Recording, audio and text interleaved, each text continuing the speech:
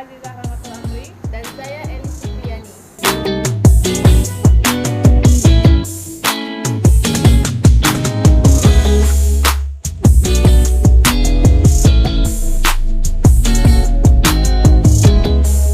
Perkenalkan, nama saya Frediana Sinta. Di sini saya akan menjelaskan materi yang pertama, yaitu tentang terumbu karang. Terumbu karang atau coral reef adalah salah satu ekosistem di laut yang terbentuk oleh biota laut penghasil kapur, khususnya jenis-jenis karang batu dan alga berkapur, bersama dengan biota lain yang hidup di dasar laut. Terumbu karang termasuk dalam jenis filum Cnidaria kelas Anthozoa yang memiliki tentakel. Kelas Anthozoa tersebut terdiri dari dua subkelas, yaitu Hexacoralia dan Octocoralia, yang keduanya dibedakan secara asal-usul, morfologi, dan fisiologi. Selanjutnya saya akan menjelaskan tentang fungsi dan manfaat terumbu karang. Yang pertama, sebagai pelindung pesisir dan pantai. Yang kedua, ekosistem yang menunjang kehidupan. Yang ketiga, sebagai media bibit budidaya. Yang keempat, sarana untuk rekreasi. Yang kelima, sebagai bahan baku obat dan kosmetik. Yang keenam, sebagai sumber keanekaragaman genetik dan spesies. Yang ketujuh, untuk mengurangi pemanasan global. Yang kedelapan, sarana untuk kegiatan pendidikan dan penelitian. Yang kesembilan, sebagai bahan baku perhiasan dan industri. Dan yang terakhir, sebagai sumber perikanan yang tinggi. Oke teman-teman, saya Deva Tantiara Rahab. Di sini saya akan menjelaskan materi tentang pantai. Oke teman-teman, sebelum masuk ke materi pantai, saya ingin menjelaskan bahwa Indonesia yang merupakan negara maritim memiliki kekayaan laut yang indah dan tersebar dari ujung Sabang sampai Merauke. Misalnya, ada Pulau W di Aceh, Pantai Niwatu di NTT, dan Pantai Raja Ampat di Papua. Oke, saya akan menjelaskan definisi pantai. Menurut Permen PU nomor 9 PRT-M 2010 tentang pedoman pengaman pantai, disebutkan bahwa pantai adalah wilayah yang menjadi titik pertemuan antara laut dan daratan yang diukur dari pasang tertinggi dan surut terendah. Oke teman-teman, di sini pantai juga mempunyai manfaat, terutama di daerah tropis. Pada umumnya adalah 1. Sebagai area tambak garam. 2. Daerah pertanian pasang surut. 3. Wilayah perkebunan kelapa dan pisang. 4. Sebagai objek wisata. 5. Pantai juga dibuat sebagai daerah pertambangan industri, kerajinan rakyat, bercorak khas daerah pantai. Oke, manfaat pantai yang keenam yaitu sebagai sumber kehidupan bagi masyarakat pesisir. Perkenalkan, nama saya Azizah Rahmatul Amri. Baiklah, saya akan menjelaskan materi tentang hutan mangrove. Yang pertama, saya akan menjelaskan definisi hutan mangrove. Hutan mangrove merupakan sekumpulan perpohonan yang tumbuh di area sekitar garis pantai yang dipengaruhi oleh pasang surutnya air laut serta berada pada tempat yang mengalami akumulasi bahan organik dan pelumpuran. Hutan mangrove juga bisa dikenal dengan hutan bakau, merupakan sebuah ekosistem yang bersifat khas karena adanya aktivitas daur pengenangan oleh pasang surutnya air laut. Materi yang kedua yaitu manfaat hutan mangrove. Yang pertama, sebagai tumbuhan yang mampu menahan arus air laut yang mengikis daratan.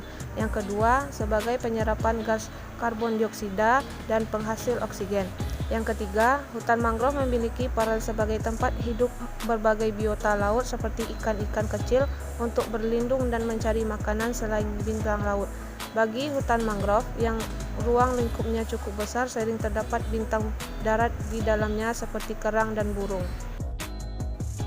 Baiklah teman-teman, di sini dengan saya Eli Supriyani, yaitu saya akan membacakan tentang muara sungai, yaitu materi tentang terakhir.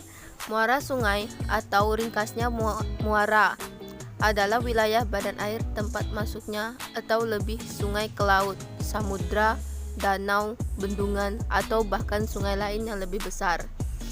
Pada wilayah pesisir, muara sungai sangat dipengaruhi dengan kondisi air daratan seperti aliran air tawar serta sedimen, air lautan seperti pasang dan surut, gelombang, hingga masuknya air asin ke darat.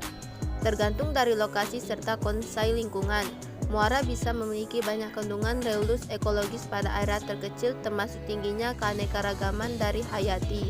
Muara sungai besar bisa membentuk ekstuaria serta delta.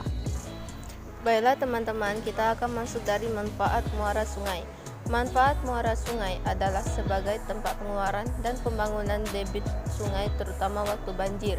Mempunyai nilai ekonomis yang penting karena dapat berfungsi sebagai alur penghubung antara laut dan daerah daratan. Baiklah, kesimpulan dari kelompok kami adalah sumber daya yang kami pilih dapat dikembangkan menjadi objek wisata. Di sini saya akan membahas yang pertama yaitu terumbu karang. Terumbu karang memiliki keindahan karena adanya berbagai jenis karang, ikan, lili laut, teripang, kerang-kerangan, siput laut, dan lain sebagainya yang membuat takjub para wisatawan. Nah, untuk mengembangkan sumber daya tersebut, sebaiknya kita tidak membuang sampah ke laut karena sampah tersebut dapat merusak terumbu karang. Terumbu karang dapat menjadi objek wisata melalui kegiatan snorkeling, menyelam, ataupun hanya melihat keindahannya di atas kapal. Nah, pantai sering dijadikan objek wisata. Nah, pantai merupakan objek wisata yang dikunjungi wisatawan dalam negeri maupun luar negeri. Nah, dari situ kita bisa kita kembangkan potensinya. Seperti kita bisa membangun pondok-pondok kecil untuk wisatawan menikmati sunset sore. Sumber daya hutan mangrove bisa dikembangkan menjadi salah satu objek wisata karena hutan mangrove memiliki pemandangan dan lingkungan yang masih asli. Selain itu, wisatawan juga bisa tertarik untuk melihat fauna yang hidup di hutan mangrove. Contohnya, di Bali sudah ada wisata mangrove. Dengan cara ini, maka hutan mangrove akan menjadi tujuan wisata dari berbagai daerah maupun mancanegara. Pariwisata akan memberikan dampak ekonomi yang sangat baik untuk masyarakat di sekitar dan negara secara khusus. Sumber daya muara sungai memiliki karakter dan daya pikat tersendiri sebagai objek wisata. Transportasi air yang ada di Sungai Mahakam pun dengan lantas ditinggalkan setelah akses di darat semakin berkembang dan mudah.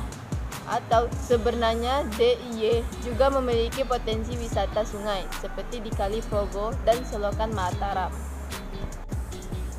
Baiklah, sekian penjelasan dari kelompok kami. Jika ada kesalahan, kami mohon maaf. Kami ucapkan wassalamualaikum warahmatullahi wabarakatuh. Dadah.